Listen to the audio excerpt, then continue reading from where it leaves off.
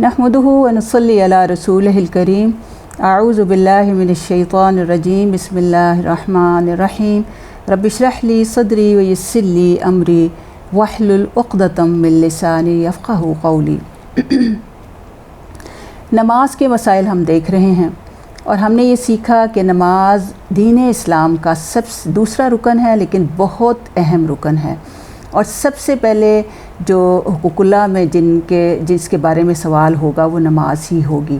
अब जिस तरह से नमाज की अहमियत है, ये भी हमने सीखा कि नमाज के बारे में जो सवाल होगा वो ये होगा कि सिर्फ़ यही नहीं सवाल होगा कि नमाज पढ़ी कि नहीं पढ़ी, बल्कि ये भी पूछा जाएगा कि क्या नमाज नबी सल्लल्लाहु अलैहि वसल्लम की सुन्नत के मुताबिक पढ़ी कि नहीं पढ़ी। क्योंकि नबी सल्लल्लाहु अलैहि वसल्लम ने क्या फरमाया कि सल्लु कमा रअयतुमूनी उसल्ली, तुम वैसे नमाज़ पढ़ो जैसे तुम मुझे देखते हो नमाज़ पढ़ते हुए। और फिर देखें कि नबी सल्लल्लाहु अलैहि वसल्लम की अल्लाह ने तो आपकी सुन्नत को ज़िंदा रखा है, इसलिए इस कुरान की हिफाजत का ज़िम्मा तो अल्लाह रब्बुल आलमीन ने लिया है। और इसी हवाले से ये बात भी जहन में रखें कि आप सल्लल्लाहु अलैहि वसल्लम ने ये भी फरमाया कि मन रग़िबा अन सुन्नती फ़लैसा मिन्नी, कि जो मेरी सुन्नत से बेरग़बती इख्तियार करेगा, उससे बेज़ार होगा, तो वो मुझ में से नहीं।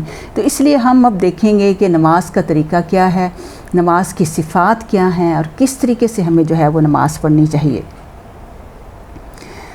आप देखिए कि नमाज में सबसे पहली चीज़ जो है वो नीयत है, और नीयत जो है वो दिल के इरादे का नाम है। यानी इसमें जो सवाल उठता है, आमतौर पर लोग ये कहते हैं कि क्या ज़बान से भी कोई अल्फाज जो हैं वो अदा करने चाहिए।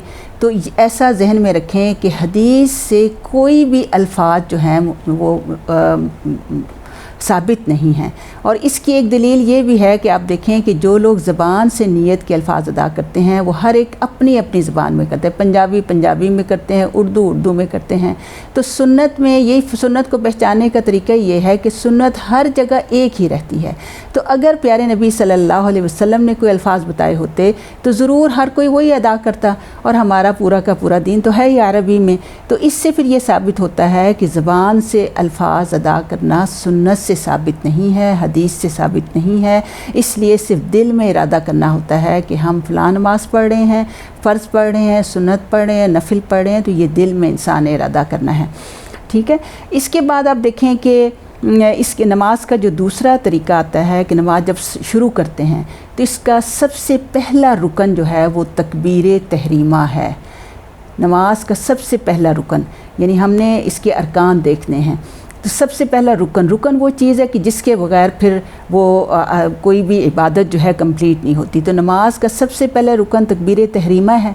और तकबीर तहरीमा किस तरह से की जाए, ये वो तकबीर है जो पहले सबसे पहले अल्लाह अकबर कह के नमाज जो शुरू की जाती है। इसको तकबीर तहरीमा इसलिए कहा जाता है कि इसको अदा करने के बाद फिर बाकी सारी चीज़ें जो पहले जायज़ थी अब हराम हो गई। यानी अब पहले बात कर सकते थे, बात नहीं कर सकते, पहले इधर उधर देख सकते थे, अब हम इधर उधर नहीं देख सकते। अब असल में जो मसला है वो ये है कि तकबीर तहरीमा के साथ दोनों हाथ जो हैं वो कितने उठाने हैं। तो वो भी हम हदीस में देखते हैं कि नबी सल्लल्लाहु अलैहि वसल्लम दोनों हाथ या तो कंधों तक उठाते थे या इससे थोड़ा ऊपर कानों तक उठा लेते थे, लेकिन ना कानों से ऊपर और ना ही कंधों से नीचे आप सल्लल्लाहु अलैहि वसल्लम से साबित नहीं है। और इसके हवाले से देखें कि हज़रत नुअमान बिन बशीर रज़ियल्लाहु अन्हु कहते हैं कि जब हम नमाज के लिए खड़े होते तो रसूलुल्लाह सल्लल्लाहु अलैहि वसल्लम हमारी सफ़ें दुरुस्त फरमाते, फिर अल्लाह अकबर कहकर नमाज शुरू करते। और दूसरी हदीस हज़रत अब्दुल्लाह बिन उमर रज़ियल्लाहु अन्हु कहते हैं कि मैंने रसूलुल्लाह सल्लल्लाहु अलैहि वसल्लम को देखा कि जब नमाज के लिए खड़े होते तो अपने दोनों हाथ ऊपर उठाते हत्ता कि कंधों तक पहुंच जाते। इसे बुखारी और मुस्लिम ने रवायत किया है। तो इससे फिर हमें तकबीर तहरीमा करने का सही तरीका जो है वो मालूम होता है। अल्लाह हमें सुन्नत के मुताबिक अपने नमाज के तमाम अरकान करने की तौफ़ीक़ अता फ़रमाए। वमा अलैना इल्लल बलागुल मुबीन।